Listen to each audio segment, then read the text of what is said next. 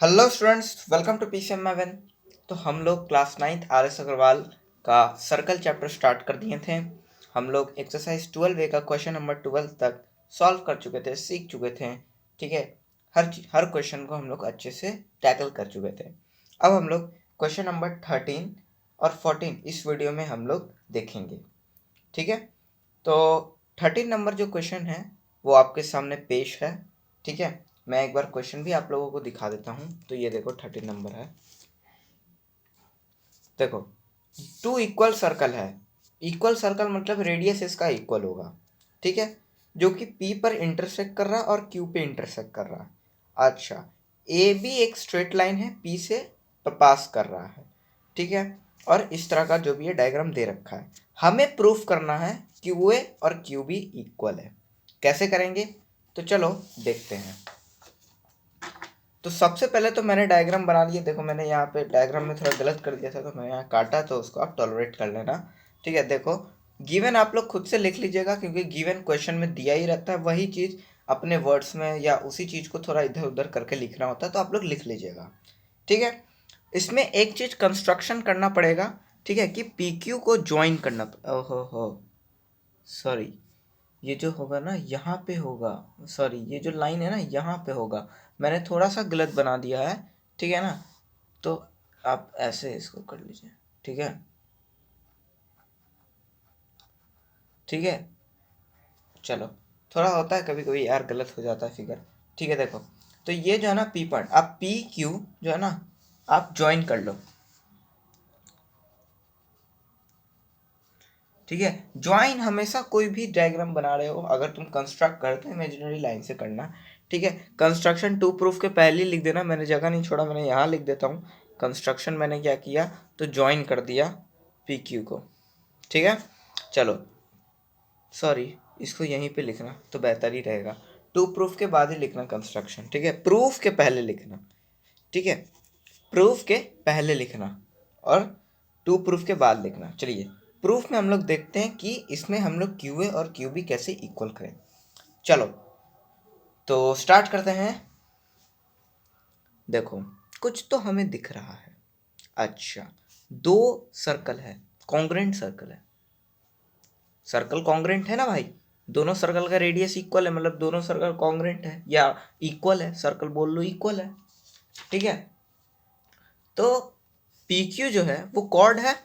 हाँ बिल्कुल कॉर्ड है, PQ एक कॉर्ड है। अच्छा, किस सर्कल का है?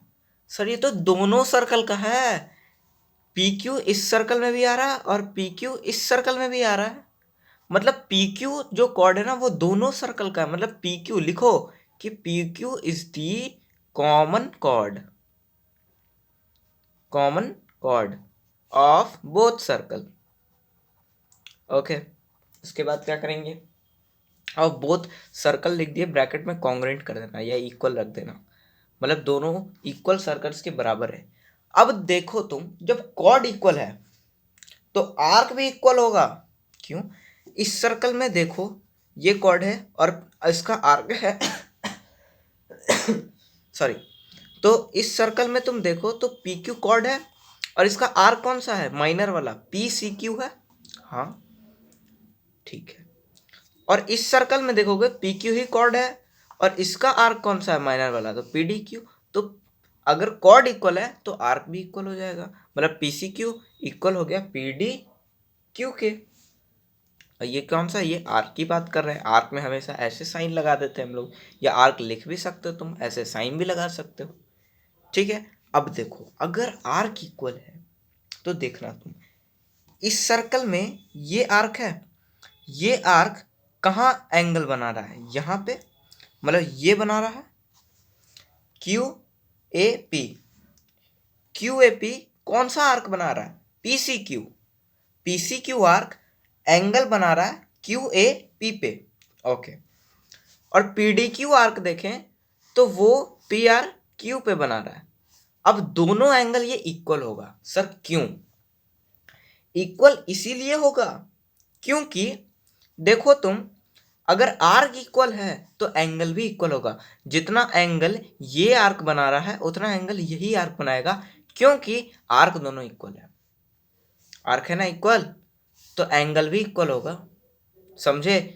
समझे? इसको कॉमन सेंस लगाओ, कॉमन सेंस। ये आर्क यहाँ है और आर्क ये भी है, लेकिन ये दोनों तो इक्वल है ना, तो ये यहाँ भी वही बनाएगा। तो हम लिख सकते हैं therefore angle Q A P जो है ना equal angle Q B P के। अब देखो तुम, हमने ट्रायंगल में हर जगह देखा है, कॉन्ग्रुएंसी में हर जगह देखा है। क्या देखा है सर? हमने ये देखा है कि अगर एंगल सेम हो तो अपोजिट साइड सेम होता है। मतलब ये एंगल और ये एंगल बराबर है तो इसका अपोजिट साइड और इसका अपोजिट साइड बराबर होगा। मतलब क्यू ए और क्यू बी इक्वल हो गया। Therefore Q A equal to Q B. Proofed. समझे? तो आशा रखता हूं कि तुम लोग समझ गए होगे। नहीं समझे हो तो फिर से पीछे जाओ और समझो। चलो, तो अब हम लोग आते हैं दूसरे क्वेश्चन पे। तो देखो 14 नंबर, ये भी जो है ना क्वेश्चन ध्यान से समझना भाई, ध्यान से। हाँ, चलो। तो if a diameter of a circle bisects each of the two chords of a circle then prove that the chords are parallel. देखो तुम, डायमीटर जो है सर्कल का वो बाइसेक्ट कर रहा है दो कॉर्ड्स को। ठीक है सर, तो प्रूफ करना वो दोनों कॉर्ड्स पैरेलल होंगे। चलिए सर, देखते हैं हम लोग आप कैसे बनाते हैं। हमने तो ट्राई किया है, अगर नहीं ट्राई किया तो पहले ट्राई करो फिर देखो। चलो, तो हमने इस तरह का फिगर बना लिया, सारे लेबल कर दिए। हाँ, वो क्या बोला कि डायमीटर दोनों कॉर्ड्स को क्या कर रहा है सर? बाइसेक्ट कर रहा है। कर रहा है बोला था वो बाइसेक्ट कर रहा है। हमें प्रूफ करना वो कॉर्ड्स पैरेलल है। बाइसेक्ट मतलब ये और ये इक्वल होगा और ये इक्वल होगा। देखो साइन, ये साइन बड़ा इंपॉर्टेंट होता है, सब देना पड़ेगा। ठीक है, अच्छा। वी नो डैट, अब तुम लोग गिवन, प्रूफ, कंस्ट्रक्शन ये तो नहीं होगा इसमें। टू प्रूफ ये सब लिख लेना, हम सीधा तुमको अच्छा टू प्रूफ में करवाए, टू प्रूफ ही लिख देते हैं हम। लो लिख दिया मैंने। क्या लिखूंगा कि A B parallel to C D, यही तो प्रूफ करना है। और प्रूफ में क्या लिखूंगा? जो भी प्रोसेस है वो लिखूंगा। चलो देखो, तो देखो तुम, जो ए बी है वो बाइसेक्ट हो रहा है, bisects by A B bisects by E F जो कि डायमीटर है। डायमीटर को शॉर्ट फॉर्म में मैंने ये लिख दिया। अच्छा, यानी कि देयर फॉर ए एल जो है वो एल बी जो है वो दोनों इक्वल है। अच्छा, सेंटर से ये लाइन आ रहा है, बिल्कुल आ रहा है। ठीक है, diameter stands on A B from या through centre. Therefore O L जो होगा वो परपेंडिकुलर होगा ए बी पे, क्योंकि हमें पता है सेंटर से कोई भी लाइन आता है सर, तो कोई भी लाइन कॉर्ड पे आता है तो वो 90 डिग्री करता है। तो therefore O L perpendicular A B. ठीक है, अच्छा, यानी कि ये परपेंडिकुलर हो गया। तो ये अगर 90 डिग्री हो गया सर, तो हम सिमिलरली देखो कैसे लिखते हैं हम लोग, डबल एल और वाई लिख दो, सिमिलरली इसी को बोलते हैं। सिमिलरली मतलब इसी तरह ओ एम जो होगा वो भी सी डी पे परपेंडिकुलर होगा, बिल्कुल O M perpendicular C D, मतलब ये भी 90 डिग्री होगा। ये एल है यहाँ पे, ये 90 डिग्री है, ये भी 90 डिग्री। अब देखो तुम, ये 90 है, ये 90 है, क्या ये कोरस्पॉन्डिंग बन रहा है सर? बिल्कुल कोरस्पॉन्डिंग बन रहा है। और कोरस्पॉन्डिंग मतलब ये दोनों लाइन पैरेलल है, ये दोनों कॉर्ड्स पैरेलल है।